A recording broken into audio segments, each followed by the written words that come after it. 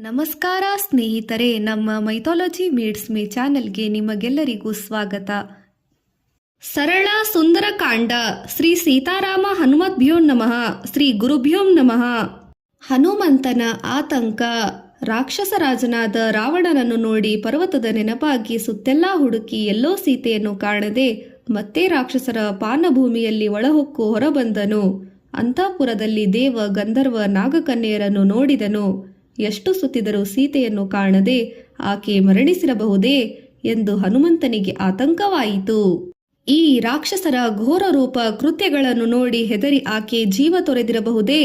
ಸೀತೆಯ ವಾರ್ತೆಯಿಲ್ಲದೆ ಮತ್ತೆ ನಾನು ಸುಗ್ರೀವನ ಬಳಿಗೆ ಹೇಗೆ ಹೋಗಲಿ? ಅವನ ದಂಡನೆ, ಶಿಕ್ಷೆ, ಕಪಿಗಳೆದುರಿಗೆ ಅಪಮಾನವನ್ನು ಹೇಗೆ ಸಹಿಸಲಿ? ಇಲ್ಲಿಗೆ ಬಂದುದೆಲ್ಲ ವ್ಯರ್ಥವಾಯಿತಲ್ಲ.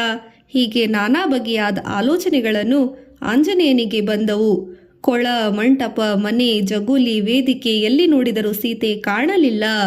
ಹನುಮಂತನು ವೇಗವಾಗಿ ಪ್ರಾಕಾರದ ಮೇಲೆ ಹತ್ತಿ ನಿಂತನು. ಸೀತೆ ರಾವಣನನ್ನು ವರಿಸಲು ಸಾಧ್ಯವಿಲ್ಲ.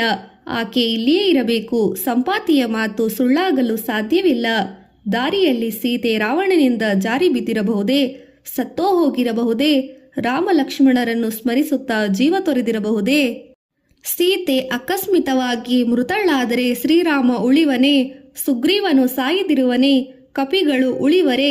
ಸೀತೆಯ ಭೇಟಿ ಆಗದಿದ್ದರೆ ಇಲ್ಲೇ ಇರುವುದು ಲೇಸು. ಇಲ್ಲದಿದ್ದರೆ ಅನಾಹುತಗಳೆದುರಿಸಬೇಕಾಗುತ್ತದೆ. ಅಗ್ನಿ ಪ್ರವೇಶವನ್ನಾದರೂ ಮಾಡಬಹುದೇ? ಹೇ ಸಮಸ್ತ ದೇವತೆಗಳಿರಾ, ನನಗೆ ಸಹಾಯ ಮಾಡಿ. ಋಷಿಗಳೇ, ನಿಮ್ಮ ತಪೋಬಲದಿಂದ ಸೀತೆ ದರ್ಶನ ನನಗೆ ಬೇಗನೆ ಆಗಲಿ.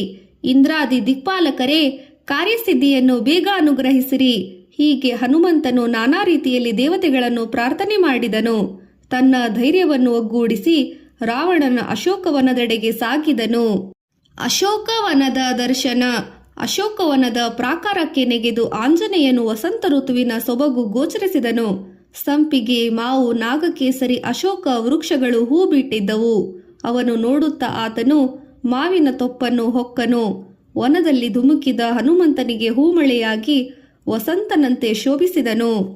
ಅವನ ನಡುವೆ ಶಿಂಶಪಾ ವೃಕ್ಷದ ಸುತ್ತಲೂ ಸುವರ್ಣ ವೇದಿಕೆ ಇತ್ತಿತ್ತು.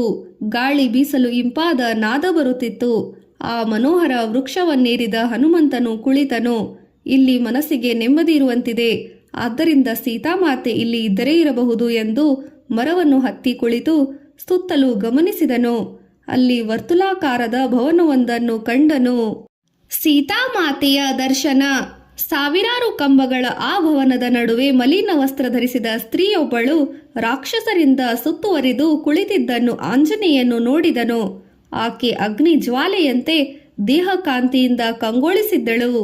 ನಿರಾಭರಣ ಸುಂದರಿಯಾದ ಆಕೆ ಕೆಸರಿನಲ್ಲಿ ಕಮಲದ ಬಳ್ಳಿಯಂತೆ, ಅಂಗಾರಕ ಗ್ರಹದಿಂದ ಪೀಡಿತವಾದ ರೋಹಿಣಿ ನಕ್ಷತ್ರದಂತೆ ಮಂಕಾಗಿದ್ದಳು.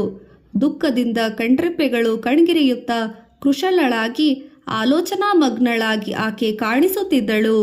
ಅವಳ ಸುತ್ತಲೂ ಘೋರಾಕೃತಿಯ ರಾಕ್ಷಸ ಸ್ತ್ರೀಯರೇ ತುಂಬಿದ್ದರು. ಬೇಟೆ ನಾಯಿಗಳ ನಡುವೆ ಸಿಕ್ಕಿಬಿದ್ದ ಜಿಂಕೆಯಂತೆ ಆಕೆ ತೋರುತ್ತಿದ್ದಳು. ಆಕೆಯ ದೇಹಕಾಂತಿ, ಕಪ್ಪಾದ ನೀಳ ಜಡೆ ರೂಪವನ್ನು ನೋಡಿ ಆಕೆಯು ಸೀತೆ ಇರಬೇಕೆಂದು ಹನುಮಂತನು ತರ್ಕಿಸಿದನು. ದೂರದಿಂದ ರಾವಣನಿಂದ ಅಪಹರಿಸಲ್ಪಟ್ಟ ಈಕೆಯನ್ನು ನಾನು ನೋಡುತ್ತಿದ್ದೇನೆ, ನೋಡಿರುವಂತಿದೆ ಎಂದುಕೊಂಡನು. ಮರದ ಮರೆಯಿಂದ ಆಕೆಯನ್ನು ಗಮನಿಸಿದ ಹನುಮಂತನಿಗೆ ಆಕೆಯ ಸುಂದರವಾದ ರೂಪ ಗೋಚರಿಸಿತು.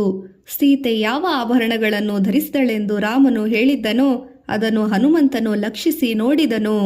ಕರ್ಣಕುಂಡಲಗಳು, ಹೂವಿನ ಆಕಾರದ ಕರ್ಣಾಭರಣಗಳು, ಮಾಸಿದ ರತ್ನ, ಹವಳದ ಕೈಬಳೆಗಳು, ದೂಸಿದ ಸೀರೆ ಕಾಣಿಸಿದವು.